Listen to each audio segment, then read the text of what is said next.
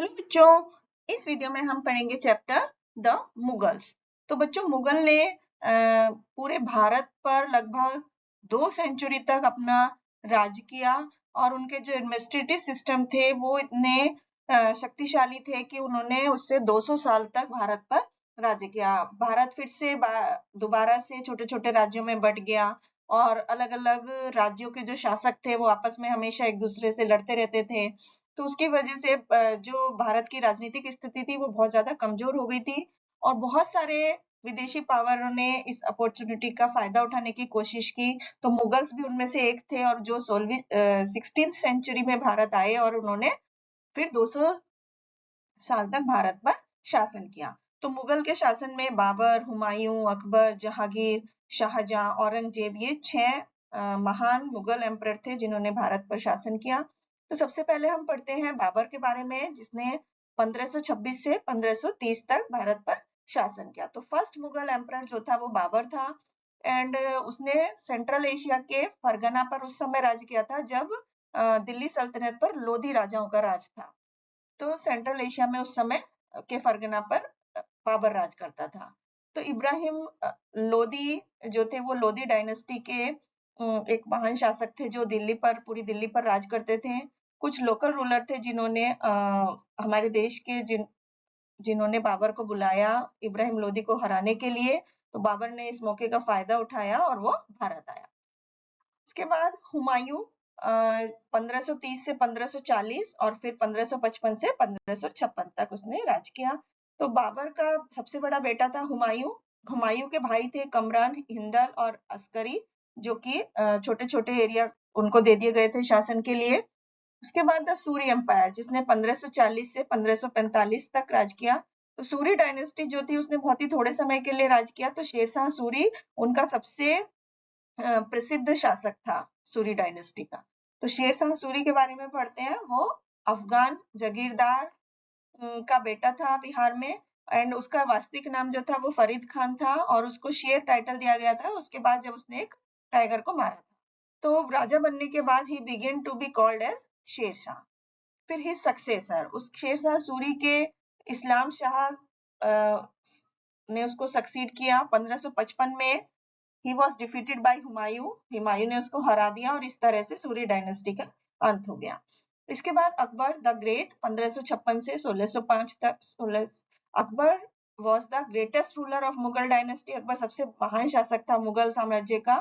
तो वो भारत के महान शासकों में से एक था और उसका जो बेटा था हुमायूं और उसका जो ग्रैंडसन था बाबर, बाबर का ग्रैंडसन जो था वो मुगल शासक, उन्होंने भारत के खोज की थी। तो he is better known as Akbar the great. उसके बाद ही वो जल्दी ही सिंहासन पर बैठ गया। अकबर की जो सुप्रीमेसी थी वो हेमू ने चैलेंज की, जो कि एक कैपेबल हिंदू था आदिल शाह का and one of the nephew of Shershah Suri, Shershah Suri का भतीजा था। तो उसके बाद मुगल आर्मी और हेमू में लड़ाई हुई और पानीपत का युद्ध हुआ जिसमें Mughal army emerge victorious, Mughal army की विजय हुई।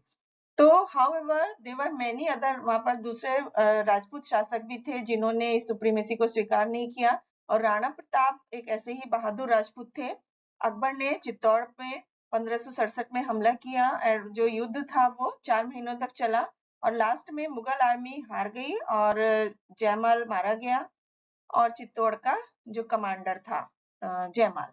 तो अकबर ने मेवाड़ पर जीत हासिल कर ली और मेवाड़ का Rana had to flee to Girnar. उसके बाद हल्दी घाटी की लड़ाई हुई। वो हल्दी घाटी की लड़ाई में भी हारा गया। उसके सन Maharana Pratap was equally brave। तो जबकि वो हल्दी घाटी की लड़ाई में 1576 में हारा गया था तो उसकी वीरता जो है वो एक राजपूत वॉल्वर का एक सिंबल बन गई। तो Akbar built a vast empire और उसने बंगाल पर चढ़ाई की 1576 में और गुजरात में की 1578 में और उसने सेंट्रल इंडिया के भी बहुत सारे पार्टों को अपने कब्जे में ले लिया और नॉर्थ वेस्ट में उसने कश्मीर, हिंदू, काबुल, कंधार अपने राज्य में मिला लिया। साउथ में अहमदनगर, बीजापुर, गोलकोंडा ये उस मुगल शासन के अंदर आ गए। उसके बाद अकबर्स पॉलिसीज टुवर्ड्स राजपूत। तो राजपूतों के प्रति जो अकबर की पॉलिसी थी, तो अकबर जो था वो एक एमिसेबल रिलेशन स्थापित करना चाहता था राजपूत के साथ। तो उसने अपनी ईमानदारी को, उनकी ईमानदारी को जीतने की कोशिश की और बहुत तरह से उनको सपोर्ट किया। Akbar defeated many of the Rajput ruler, लेकिन ही नेवर ह्यूमिलेटेड देम, उसने कभी उनके साथ अत्याचार नहीं किया, उन्होंने उनको सम्मान दिया, इज्जत दी, और उन्हें ज्यादातर राजपूत को उन्होंने के शासन को उन्होंने अपनी टेरिटरीज पर राज करने दिया, और never tried to interfere in their internal affairs. उसके बाद he entered in marriage alliances, उनकी फैमिली और जो बहुत सारे रॉयल राजपूत फैमिली थे उनके बीच में उसने हस्तक्षेप नहीं किया। And he himself had married Jodha Bai, उसने जोधाबाई से शादी की खुद, जो कि एक राजपूत राजकुमारी थी, और राजपूत राजकुमारी जो थी वो पूरी तरह से अपने धर्म के लिए स्वतंत्र थी। And he also offered them high post in his administration. Raja Man Singh और राजा बीरबल जो थे उसके दो सबसे ज्यादा विश्वसनीय राजपूत ऑफिसर्स थे उसके दरबार में। उसके बाद रिलीजियस टॉलरेंस, तो अकबर ऐसा महसूस करता था कि एक स्ट्रॉन्ग एम्पायर बनाने के लिए उसको हिंदूज का कॉन्फिडेंस जीतना चाहिए, and who were in A majority, जो कि बहुत ज्यादा संख्या में थे, तो उसने वो सबके साथ बराबरी का व्यवहार करता था।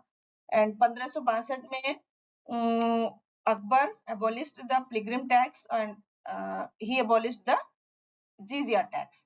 दोनों ही टैक्सेस जो थे वो हिंदू सब्जेक्ट के अपोज में थे। Akbar stopped the practice of forcibly converting prisoner of war to Islam, and Akbar ने हिंदूज को मंदिर बनाने के लिए एनकरेज किया, and he also give grants to many temples, उसने मंदिरों को बहुत सारे पैसे भी दिए। अकबर जो था वो हिंदू फेस्टिवल जैसे होली, दिवाली, रक्षाबंधन इनमें एक्टिवली पार्टिसिपेट करता था।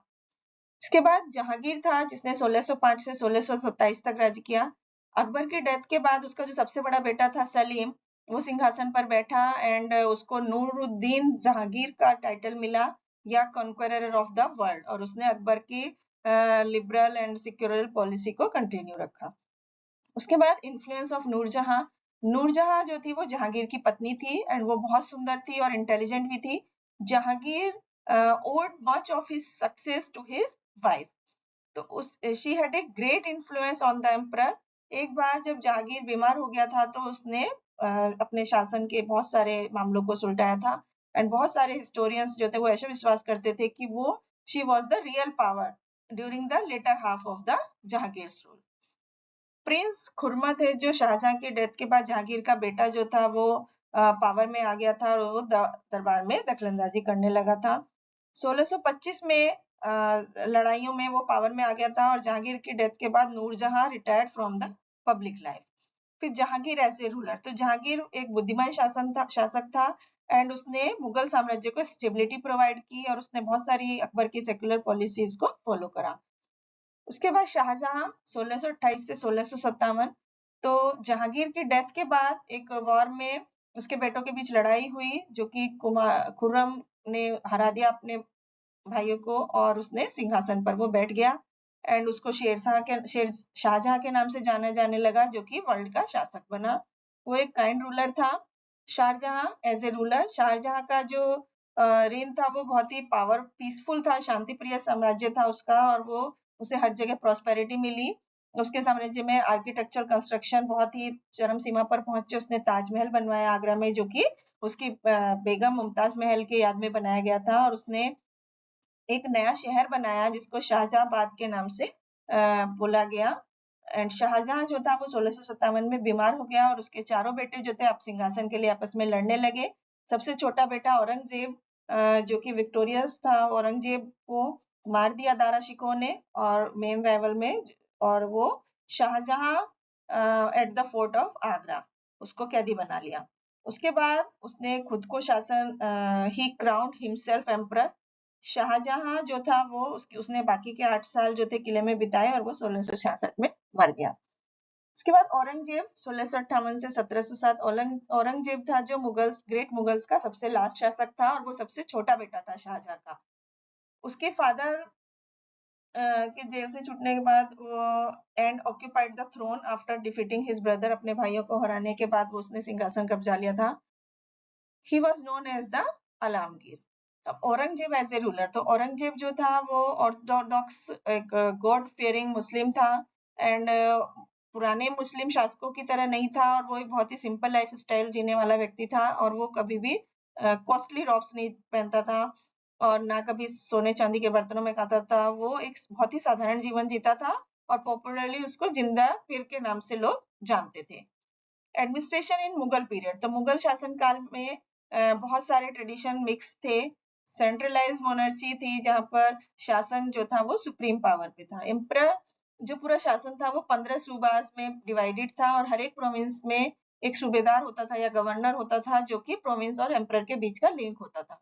हर एक प्रोविंस जो था वो फिर से सरकार और प्रगंस में डिवाइडेड था और गांवों का group of village formed a प्रगण।